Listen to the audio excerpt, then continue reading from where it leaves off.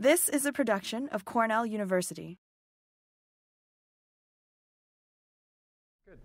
Okay, so I'll start right in. I'm going to keep my talk to actually about 30 minutes because we have some new farmer videos talking about climate change. I'm going to reveal one of them to you today at the end of my talk. So I'm going to save the 10 to 15 minutes at the end of my talk to flip to a video. So instead of just hearing from me, you can also hear from some farmers.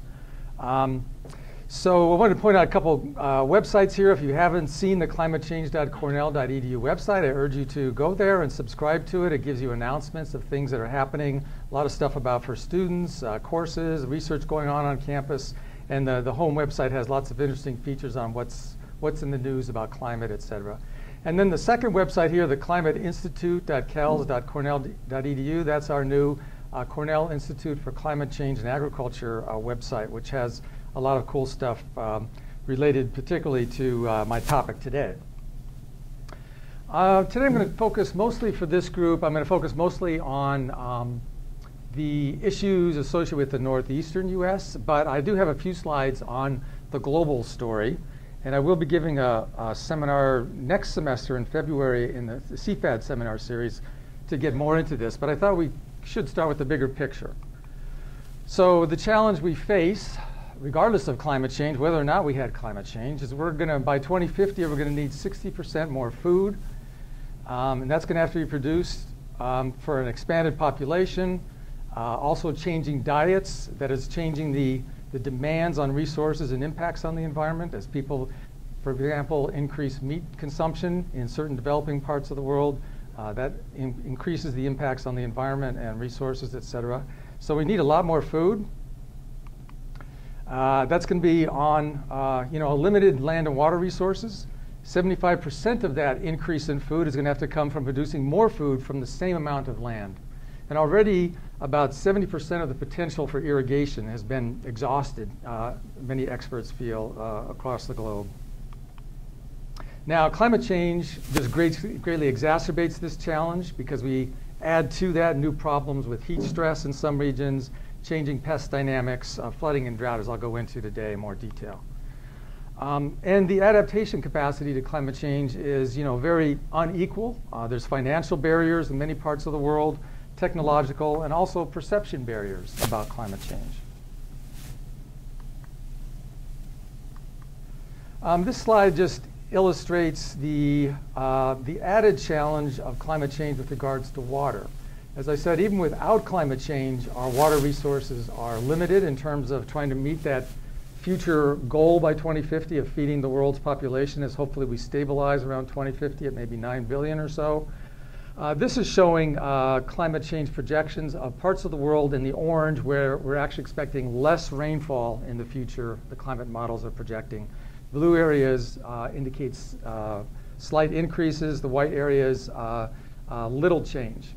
And so this, of course, greatly adds to the problem because even in those areas, such as if you look at where New York is, where maybe there's little change in annual rainfall predicted for the future, the water demand is going to increase with longer growing seasons, with increasing temperatures. The crop evapotranspiration and natural vegetation, its potential ET, is going to be going up. So unless you have an increase in rainfall to keep up with the increase in water demand, there's challenges for more drought. And of course, in these areas in orange, where on top of that, you're not seeing the same amount of rainfall, but actually reductions, the challenge is big indeed. So here's the story for the Northeast, and in kind of a nutshell, looking at a range of climate models and their future predictions on the left-hand side for annual temperature and on the right for rainfall. And of course, there's error bars around both of these with the different models and scenarios. And the error bars are bigger for rainfall. It's harder for the climate modelers to predict rainfall. But if you look at the gray region, it shows kind of the most likely scenario. And what you'll see is that for our region, what's projected is, like the rest of the world, pretty substantial increases in temperature, rainfall, annual rainfall possibly staying about roughly the same. And what does that mean for us? It means increased drought for those reasons I just mentioned. Longer growing season, farmers will be moving to longer growing season varieties. Higher temperatures will increase crop demand. So the need for irrigation, particularly for high-value crops, will be dramatically increased. And even for things like our grain corn that's so important to our dairy industry, could be challenging that more frequent summer droughts. But on the positive side, we're not living in an area where rainfall is predicted to be dramatically decreasing, like in the southwestern U.S., because that would be even, of course, much worse. So you could look at this optimistically or pessimistically. The optimistic view of this is we will have water. The negative view is we still will have more summer drought risk than farmers have seen before, but not the kind of risk of things like the Finger Lakes drying up or something dramatic like that. Of course, this longer growing season thing is an opportunity for this region. Opens up the palette to new types of crops we might grow, and already we see farmers exploring new crops, new markets. We've already had, this is the observed increase, and the models all predict, of course, this trend continuing. So already seeing a longer growing season length. We are seeing already farmers exploring longer growing season varieties to take advantage of this. So that's, in fact, a positive feature. However, we have to remember that the frost-free period is not all that determines the growing season length. We've had, for example, corn farmers in this state that are exploring longer growing season corn varieties because those are out in the field longer. They produce more than the shorter growing season varieties that they've historically used. But what they have found is that in some years, while we may have record-breaking frost-free periods, they can't get into plant until late June because it's so darn wet out there they can't plant. So this just is, one of the interesting way to illustrate that climate change is not just about global warming, it's other issues as well. And we're having a very substantial observed increase in the frequency of high rainfall events. As I'll talk about later, many farmers, not only in the Northeast, but in the Midwest as well, are beginning to explore and actually putting investments into equipment to, when there are windows of opportunity to get in the field, do more quickly. So bigger planters, bigger hay harvesting equipment to get more acres done more quickly. Farmers are making that kind of adaptation because they feel that the windows are shrinking in terms of times when they can get field access. So as I mentioned, this is observed data. This is not talking about percent increase in total rainfall, but this is the increase in the frequency of days in a year when we have very high rainfall events. And you can see this is a phenomenon across the northern hemisphere. It has to do with in a warmer world, there's more water vapor. More of the world's water is up in the air as water vapor as we warm our world. Then if you have an upper atmosphere condensation event to cause rain, there's more there to come down. That's kind of the basic theoretical reason for this. Where it comes down is very hard to predict. But you can see in the Northeast, we're the real prize winner in the US, 74% increase in these high rainfall events. Another challenge for us in the Northeast, an advantage we've had compared to regions south of here is we've had less pest and weed pressure because a lot of things can't survive our cold winters. But of course, in a warming world, warmer winters, many insects will benefit, able to overwinter, more generations per season, northward expansion of range, and these are just the flea beetle, a vector of Stewart's wilt, an important disease of corn, and corn earworm, big problem with sweet corn. Both of these are insects that are coming earlier and becoming more of a problem in the Northeast with our warmer winters. Kudzu, we modeled about 10 years ago, we modeled that kudzu would likely be moving north from the south, where it's been a very terrible invasive weed, and indeed it is coming up here as our winters get warmer. So that's a new challenge for us. So how will farmers respond to that? Probably more pesticides, herbicides, et cetera, needed, and that's something where we have to think about the issues, the policy issues of protecting our waterways from increased chemical inputs, but allowing our farmers to adapt to climate change. So some new challenges there.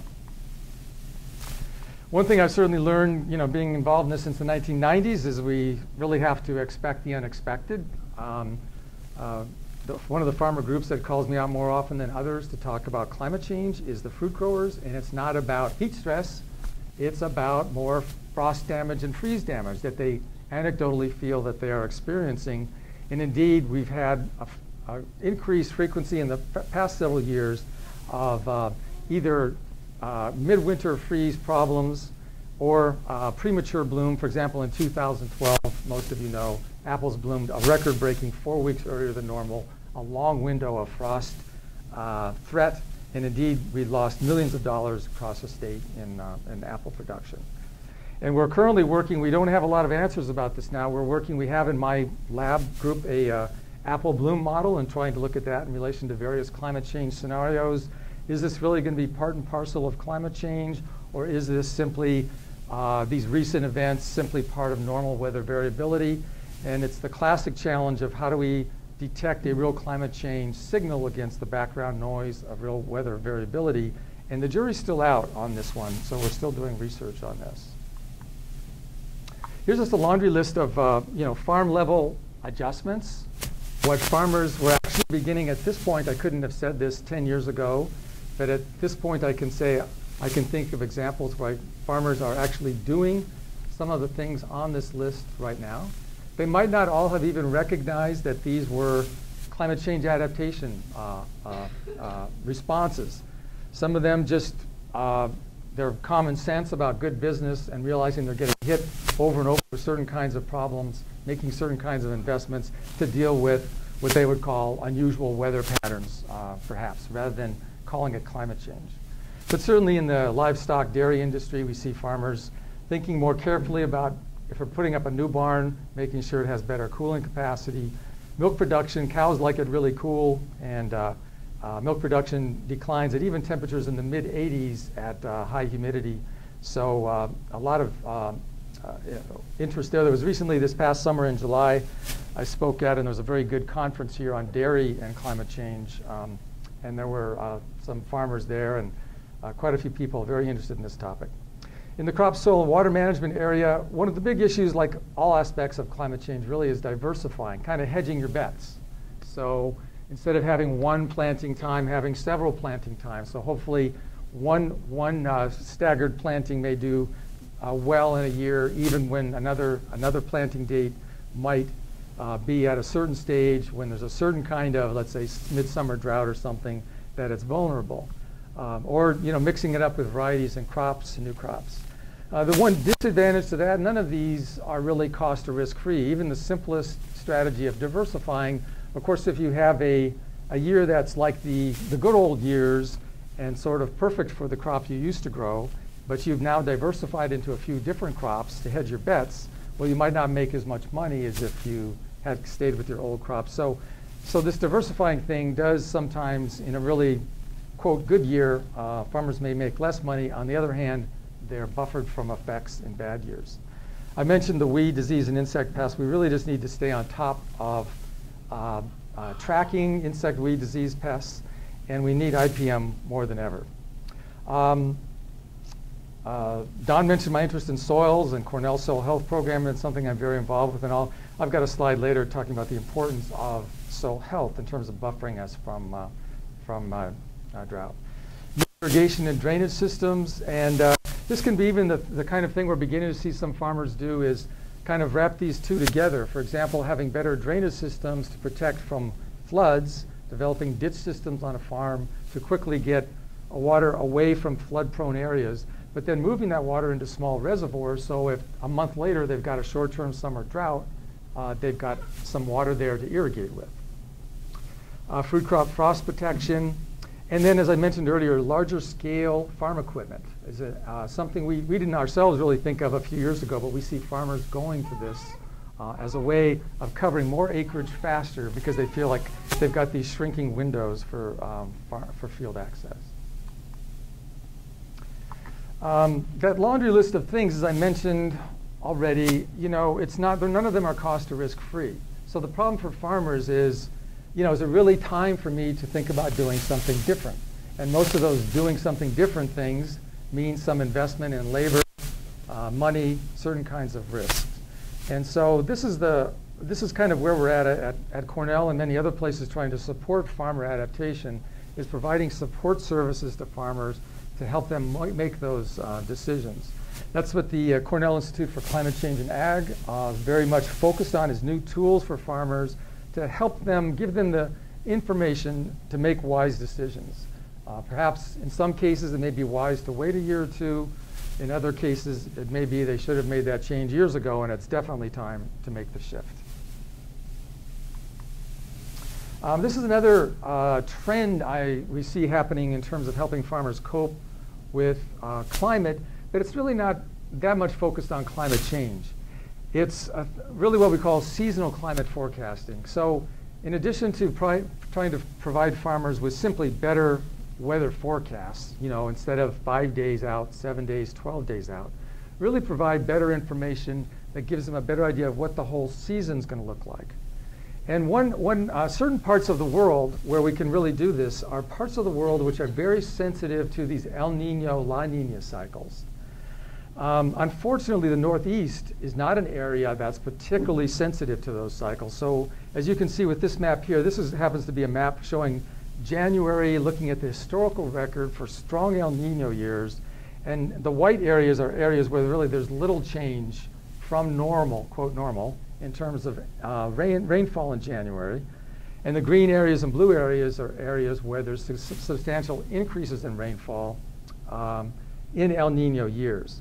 But you can see if you're a farmer in Florida or California, having information on whether it's an El Nino year gives you very good information on upcoming potential rainfall forecasts. Now, this is only as good as a historical record. They simply do a relationship between historical El Nino years and what happened in those years. I've spent my last sabbatical leave at University of Florida, and because that area is so sensitive to these El Nino cycles, they have it. You can actually there's a really great website, the agroclimate website they have there for farmers. You can put where your farm is, and it gives you month-to-month information on all kinds of issues about El Nino or La Nina years. So once you know what kind of year we're having, like this year happens to be a very strong El Nino year, the farmer can look and see month by month what kind of deviations from normal temperature and rainfall they might have. So the challenge for the Northeast is actually coming up with something like El Nino, but El Nino doesn't work that well for us. And Toby Alt in our Earth Atmospheric Sciences department here at Cornell is working very hard at looking at other things that might be clues to give our farmers seasonal forecasts. I mean, it could be who knows what, a warmer summer in Calgary, Canada may mean a wetter spring in the Northeast. And even if it's a black box thing like that, if it has high probabilities, it could be useful to our farmers. Universities are all about this. Farmers are getting on top of this, and industry is also seeing the opportunity. I was out in San Francisco for the American Geophysical Union conference a few years ago, visited this new company that was kind of mostly a lot of guys from Google, men and women from Google, really just good with analyzing data, satellite data and everything, developed this thing called the Climate Corporation to give farmers everything that we've got to bear these days with what's happening with climate, satellite data, bringing it all to bear on their farm, giving them information to guide their farm practices, focused pretty much on the Midwest. When I was there 2 or 3 years ago, it was a really cool office, typical Google office, no walls between the offices, and all these young people. It was really a very exciting place. They hadn't yet made any money. Monsanto bought them out for $1 billion last year. One thing we worry about are financial barriers, of course. Well, all farmers have access to some of these new tools, equity issues, have the capital, strategic information to adapt. So that's a whole social science issue that kind of goes along with our climate change story and work. And we have a lot of social scientists at Cornell getting very engaged with us on this issue, and also internationally as well. I was just in Malawi working with Rachel Besner-Kerr in the development sociology department here, and working with farmers there on climate change and a lot of issues for those small landholder farmers. So at the global issue, we also, of course, have equity issues. There's a whole, I'm focusing a lot on crop production for the audience today, but of course there's whole issues with distribution, waste management, and all of that sort of thing, and a lot of big issues there to deal with. So in my last few slides, I want to talk a little bit about the other side of the coin, which is not simply coping with climate change, farmers learning to deal with sort of some inevitable changes in the weather patterns that they're seeing, but also what can they do to improve energy efficiency, at the same time improve their bottom line. And actually farmers are all about this in many ways. I mean, farmers went to diesel engines decades ago before climate change was a problem, not because of climate change or because of the goodness of their heart. They felt like improving energy efficiency, but it saved them money. And so farmers are really excited about renewable energy opportunities on the farm and very open to this. Biofuel crops, it's a big, complicated, controversial issue. It makes a lot of sense from the standpoint of, instead of bringing new carbon from fossil fuels buried deep in the earth up to our climate system and having to deal with that carbon for a long time to come, recycling carbon through biofuel crops. However, of course, it makes a big difference how you grow that crop. If you use a lot of fossil fuels to grow the crop, you've kind of spoiled the advantage of it. If you're using food crops, you could compete for food prices. And then where you grow it to, if you're competing with prime agricultural land, there's issues like that to deal with.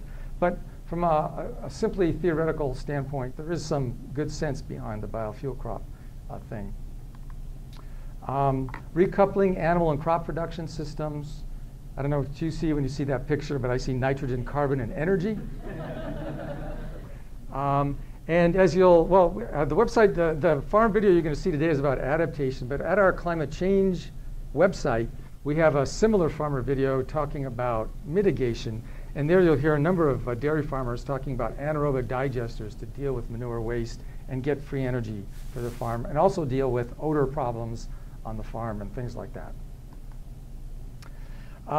It surprises some people to learn that when you look at the developed world, a place like the United States in particular, and if you do things on the CO2 equivalent basis, the big problem on our farms in terms of the big contributor of agriculture to climate change in a place like the US is not CO2 emissions from tractor driving, but nitrous oxide emissions. That's because nitrous oxide is 300 times more potent on a molecule per molecule basis than CO2. It's released in trace amounts. About 1% of the nitrogen fertilizer put onto land goes up into the air as nitrous oxide. Even if you're using manures or organic sources of nitrogen, this is the case.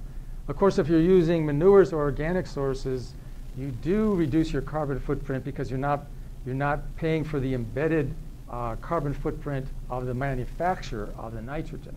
But still, even manure sources release nitrous oxide. So a key to the story for the developed world and farming is better nitrogen management. And here at Cornell, we have this Adapt-In tool many of you may have heard about. Harold Van Ness has been quite involved with it. I've been involved with it in some ways.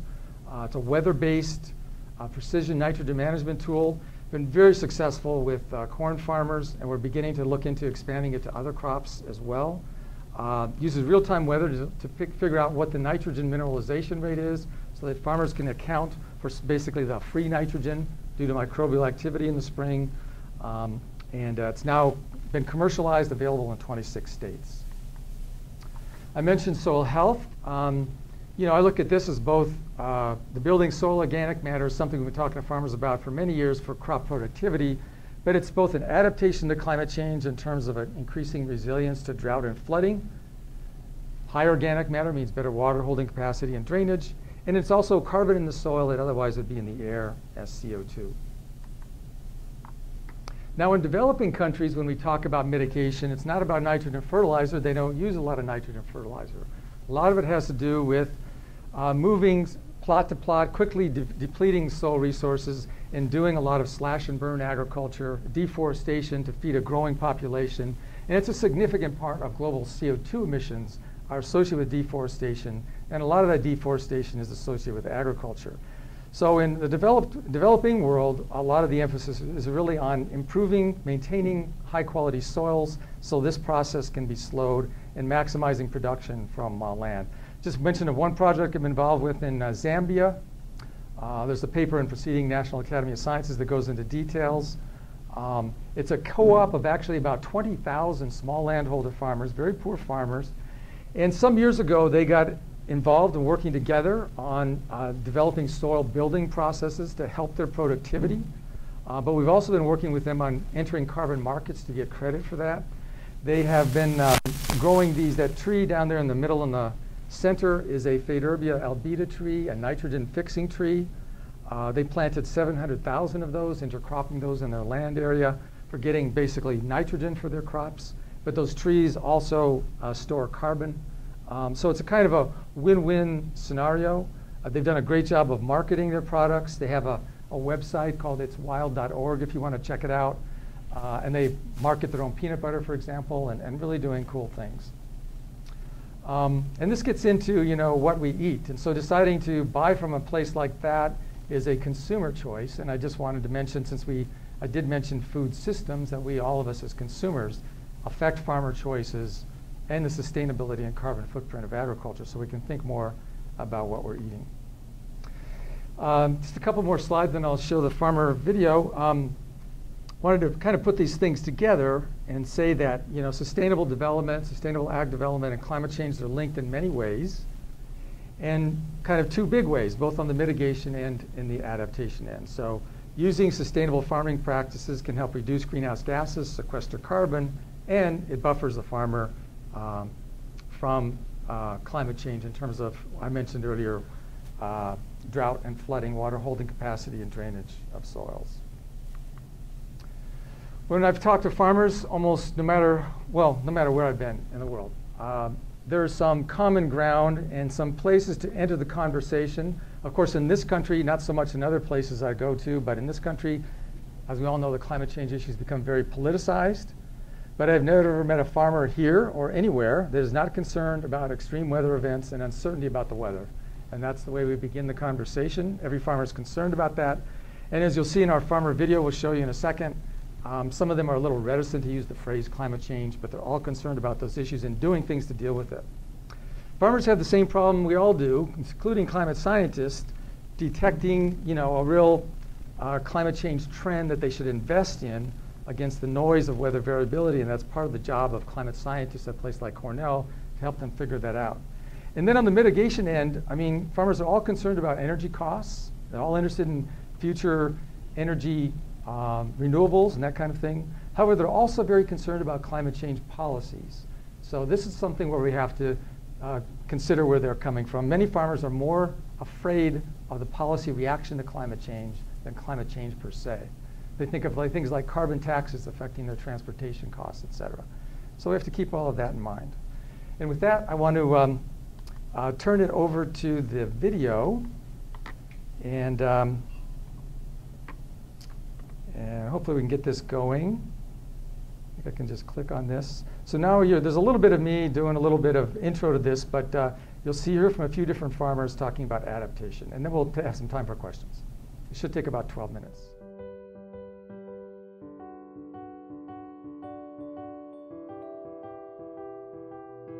The weather is definitely becoming more erratic and more extreme than what it had been in the past. I have that tendency, as others do that have lived a long time in the same place, to say, well, the winters aren't as cold, we're not getting as much snow. Certainly it's been a surprise over the last few years how much earlier the seasons have become in general. And I would say that it actually does seem like the season gets hotter faster.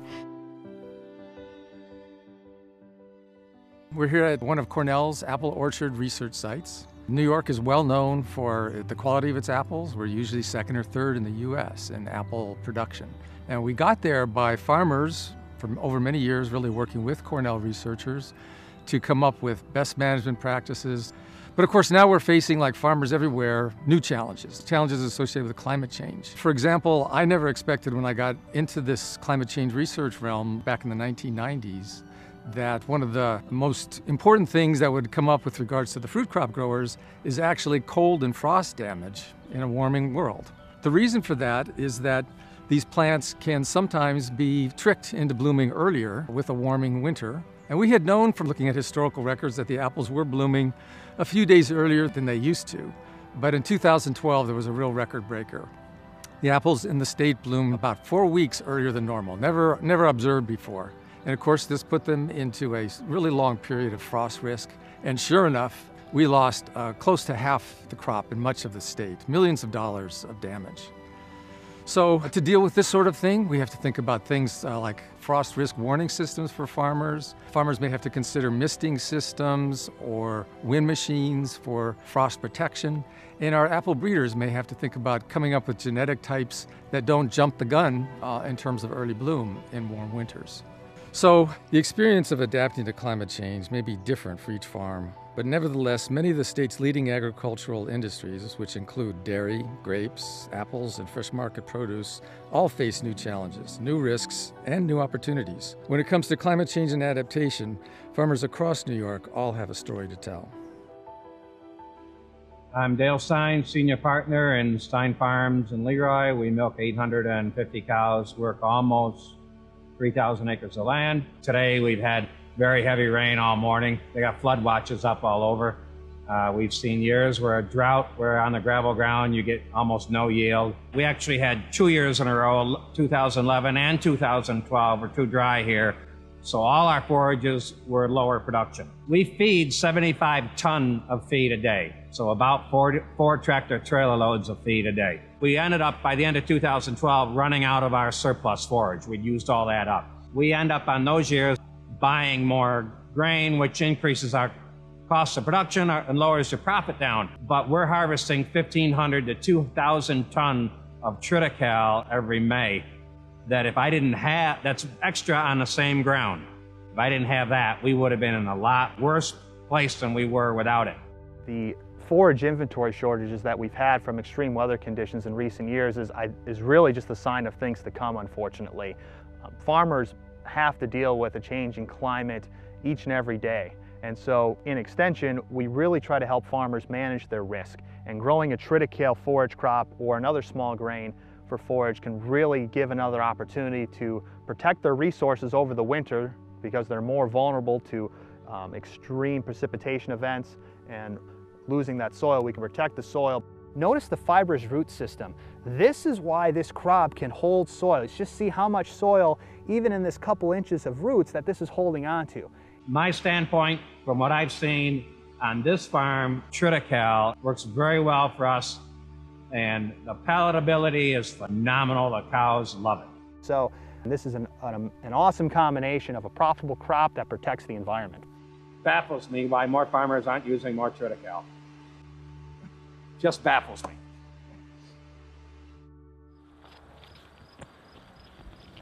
I'm Paul King. I do most of the vineyard management and most of the winemaking and all of the distilling here at 6 Mile Creek Vineyard. And I've been here for almost 25 years. If we talk about climate change, a longer growing season and a little hotter weather will ripen the fruit more dependably. There are some varieties, and I can give you 2 or 3 examples. Pinot Noir is a little futzy, Merlot for sure, Cabernet Sauvignon, and to a lesser degree Chardonnay. I think these are varieties that will benefit. The best management option for any individual vineyard to deal with increasingly varying weather, if we talk about climate change, would be to think carefully about the varieties that they're growing. That's really the biggest management strategy, because everything else you're doing is then a little bit of sort of a stopgap. Wind turbines help in only very specific weather conditions, where very calm conditions are set up and there's a steep gradient between the temperatures at the surface and just a few hundred feet in the air.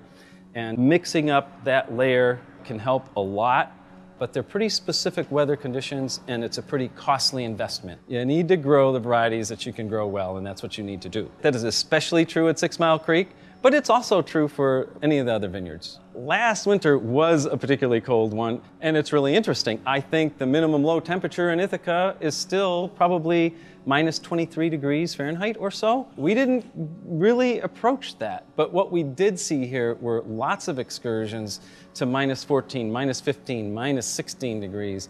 And that is a very, very critical temperature. You're going to get significant bud loss right around that threshold. What is that going to have on the quality and quantity of wine grapes that are grown in the region? And certainly at 6 Mile Creek Vineyard, we have lost most of the Riesling fruit that we had here, as compared with our Save-All, a hybrid, where we have virtually a full crop.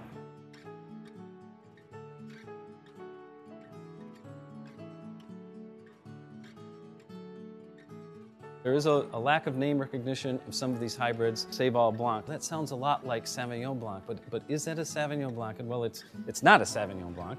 It's a completely different variety. It's my personal favorite. I get 6 tons per acre even here. It's disease resistant. It's one of the first grape varieties to ripen. It's a beautiful grape variety. It's just relatively unknown.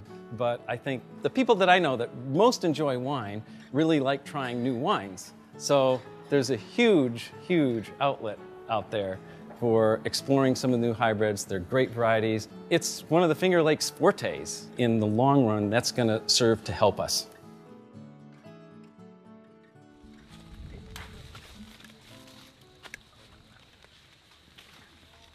I'm Rod Pharaoh, one of the owners and operators of Lamont Fruit Farm in Waterport, New York. We operate about 500 acres of apples. Grow all kinds of varieties, about 29 different ones. The major varieties would be Empire, Honeycrisp, Gala, Fuji's, Sweet Tangos. We've certainly moved our bloom time forward, probably at least 5 to 7 days, and in some years a lot more than that. How much of this we can attribute to climate change is still a little bit debatable to me personally, but there's certainly a sense that things are changing here and that the climate is getting a little more unpredictable. And the risk of early season and early bloom seems to be greater and greater every year. The chances of a warm spell in March, an extended warm spell, seem to be much larger now than they were 10 years ago. I would say in general our farm's definitely vulnerable to extreme weather events. It always has been. We're at the mercy of Mother Nature no matter what we do. The question is, has the frequency increased and the risk? Certainly say there have been a lot of extreme instances of weather over the last 30 plus years here. We've had a number of very large hailstorms, but certainly the frequency of that has been greater since 1998. One of the things that drives what you do in terms of risk management is the profitability of your business. And a profitable business can afford to do things to mitigate risk, whether that be invest in frost machines or try to choose better orchard sites or add overhead cooling or overhead irrigation, frost protection. Through the 2000s, the orchard business has generally been pretty healthy. So I certainly see an uptick in investment in risk management. Anywhere we have reasonable sites or good orchard sites, we've survived any frost that we've ever had, including 2012.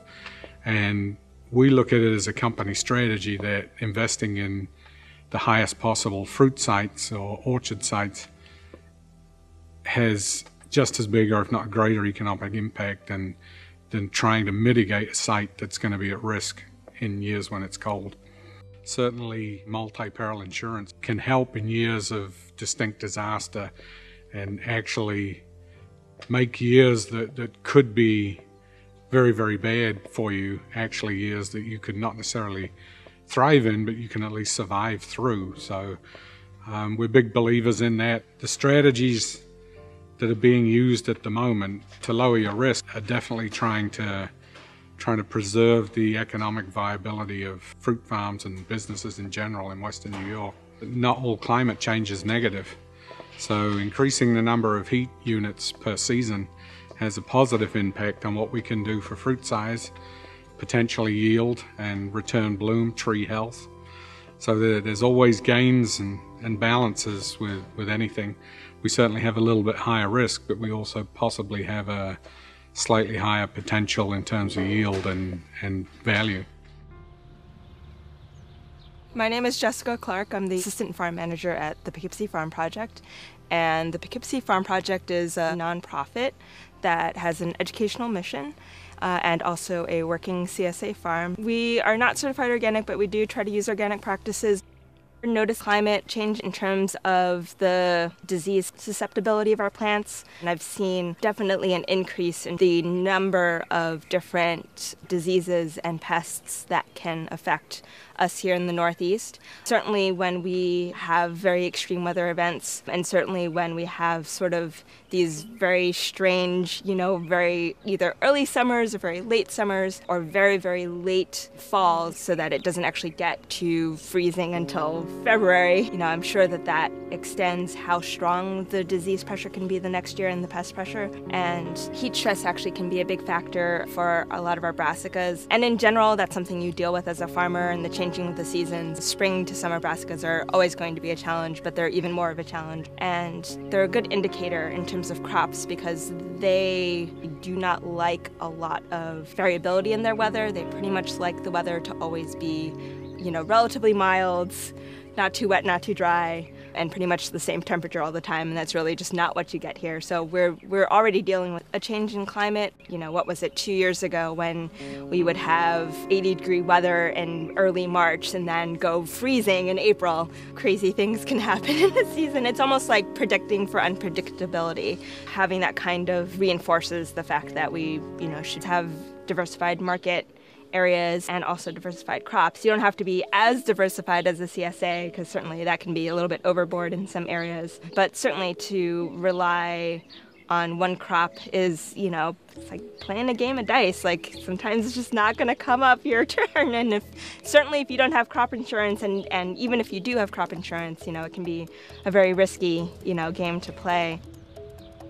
I know people who are in the orchard business in Ulster County, and even they're kind of going more into agritourism. They're going more into different crops, different specialty crops, just to have something on the side that they can rely on. It kind of makes one as a farmer more bold to say like, oh, well, we'll just see how early we can get tomatoes if it's going to be warmer earlier, or we'll see how late we can have crops, into the fall. If it doesn't work, it doesn't work, but you never know, and probably something else is going to fail in the meantime. I personally like to also make sure that our organic matter is high in our soils to begin with, so that it has that humus and organic matter that's capable of holding water, as well as much as possible, keeping our soil covered in a cover crop when we can. And then even when we're tilling in that cover crop, to try and choose moments where we're not losing too much soil. Certainly we're thinking about carbon sequestration and being able to lock in a lot of that carbon into our soils, partially because it's good for the earth and partially because it's good for our plants to have that much, to have a high carbon soil. You come into the idea of sustainable farming knowing that you're trying to not ruin the planet and trying to, make sure that you're not, you're not messing things up too bad. Well, these are just some of the experiences and challenges that farmers throughout the Northeast are dealing with in adapting to climate change. But we have advantages in this region too, such as being relatively water-rich, and with a longer growing season, this could open up new opportunities for new markets and new crops. Here at Cornell and Cornell's Institute of Climate Change and Agriculture, we are poised and ready to take on climate change challenges and work with our grower partners, stay one step ahead of the curve, and take advantage of any opportunities that might come our way.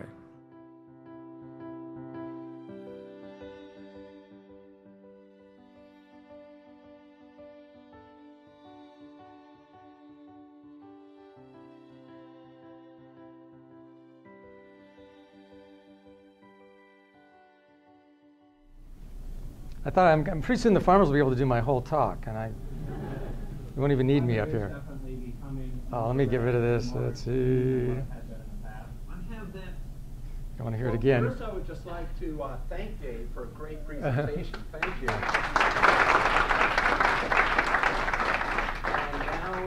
And you mentioned that we in the Northeast are relatively water rich. Obviously, California is dealing with a very different set of circumstances. I've read a number of pieces about municipalities in California looking to the ocean and desalinization projects. Do you think that that's going to be a viable option for agriculture going forward in coastal states? Yeah, well, I think, the desalinization, I don't follow that literature really carefully, only enough to know that in places like Israel and other places they've been working on that for a long time, and that this growing drought stress in a lot of parts of the world is increasing the pressure to move on that technology. And it's getting better, getting more feasible. And whether it's, you know, my initial reaction is probably the first place that kind of water will go is for drinking water for humans, because agriculture needs so much water, and that the cost is high. But you know, in Israel they're using it for drip irrigation of vegetable crops, which can, you know, minimize the amount of water needed and that sort of thing. So I think that's an area of technology that's moving forward. Whether it can, you know, it's one of these things like so many things about climate change. Can we keep pace with the pace of climate change that's happening? Is one of the challenges. If I could just add to that, San Diego is installing the desalination plants costing $1 billion. It'll provide 7% of the water they need for the city. I hear that San Diego's investing $1 billion in desalination. But that's kind of the, you know, that points out, you know, how we're beginning to see the cost of adaptation, which then puts into context the cost of doing something to mitigate, so we don't have to do more and more of this. What will be the cost to taxpayers be in the future as we continue to just cope with climate change, as opposed to the, you know, supposed risks of slowing the pace of climate change through energy policies.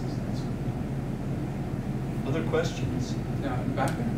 Can you think of any sort of specific field level adaptations that you've seen people experimenting with, not just diversification, but changes in the ways that they manage their fields that maybe aren't as so well in use already that they showed up in the video? Well, in terms of new ideas, I don't know. I mean, I had my, you know, I think the things that were in my list, which is more attention, more recognition that the whole soil health thing we've been talking about for some time is also relevant to climate change. And this thing about farmers kind of took me a little by surprise, is noticing farmers investing in this big equipment to do things more quickly on large acreages because they felt the windows are shrinking. Yeah, other than that, I can't really think of anything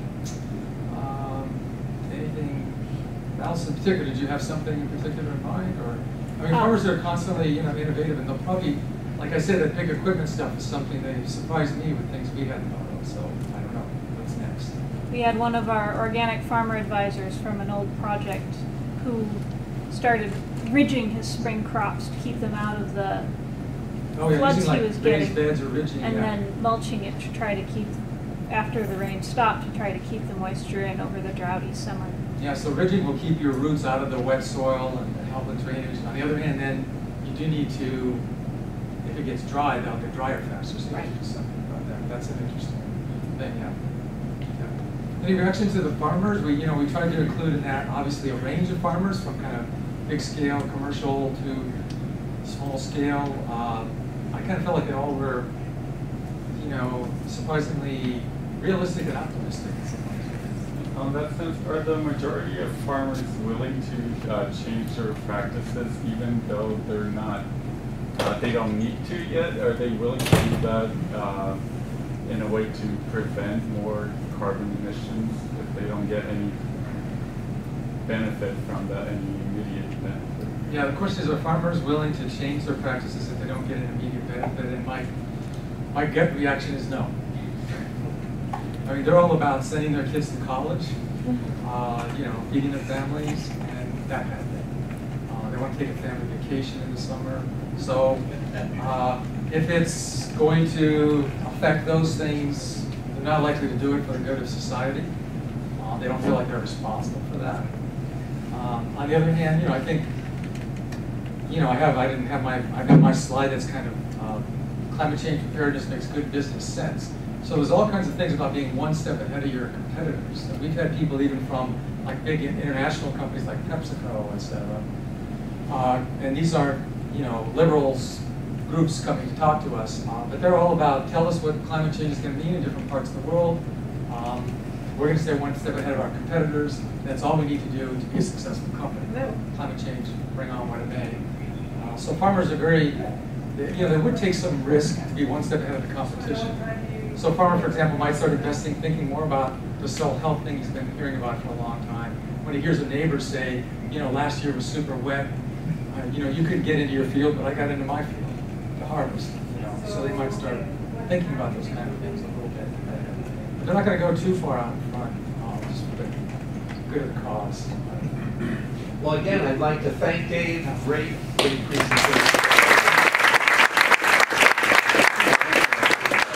This has been a production of Cornell University, on the web at cornell.edu.